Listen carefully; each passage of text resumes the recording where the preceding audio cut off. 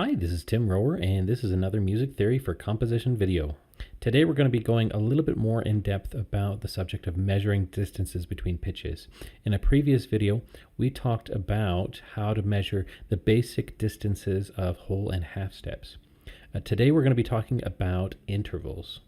Intervals are a more in-depth way of being able to measure distances between pitches.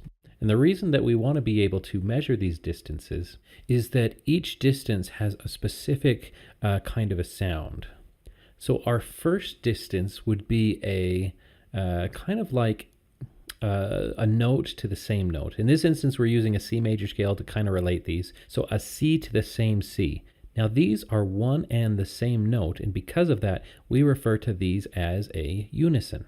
The Latin root for unison means one, and the Latin root for 8 is octa. We'll be talking about octaves in just a moment, but let's keep going with our interval names. When we have a C to a D, we call that a second.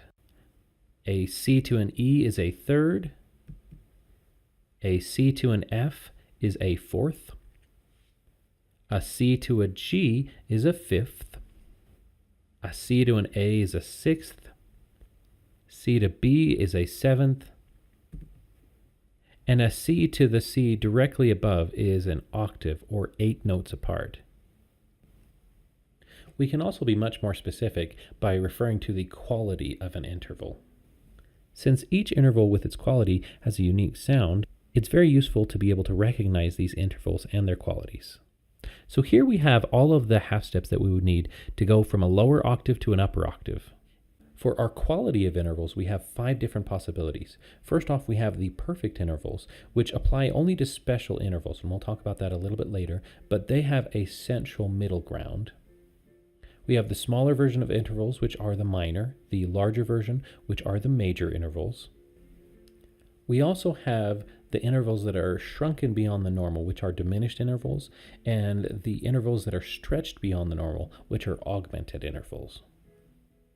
So if I go from, let's say, a C to a D flat, that happens to be a second, and we also refer to it as a minor second, or the smaller version of a second. If I were to go from a C to a D natural, that's a whole step, and that's a bigger version of a second, so that would be a major second. If I were then to go from a C to an E flat, that is the smaller possible version of a third, so it would be a minor third.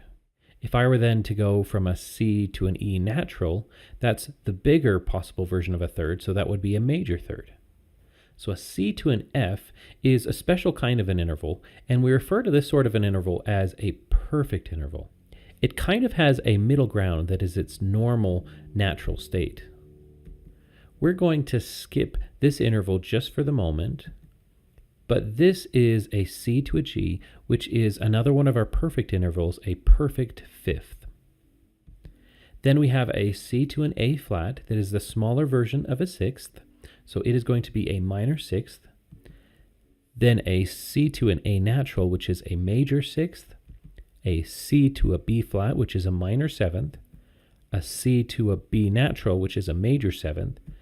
And then a C to the higher octave, which would be an octave. However, we would refer to this as a perfect octave, and a unison we would refer to as a perfect unison. Now, any of these intervals, we can actually do what's called augmenting or diminishing for these. When I augment an interval, I move it past its normal state or past the major state, and that gives me an augmented interval. If I were to diminish an interval, then I would move it below its normal natural state or below its minor state, and that would give me a diminished interval.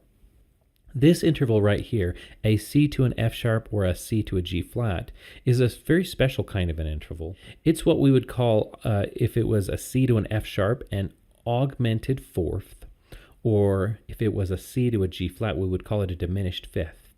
We also have another special name for it. We call it a tritone because it is 3 whole steps apart.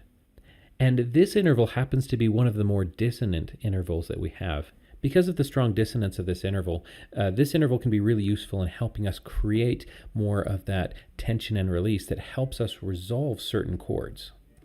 In future videos, we'll talk about chords and chord structures and how the tritone can be used in what's referred to as a dominant 7 chord.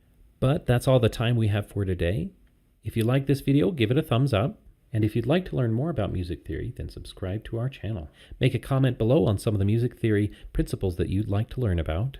Like our Facebook page, Music Theory for Composition, to find out when more resources for the class come out. And thanks for watching.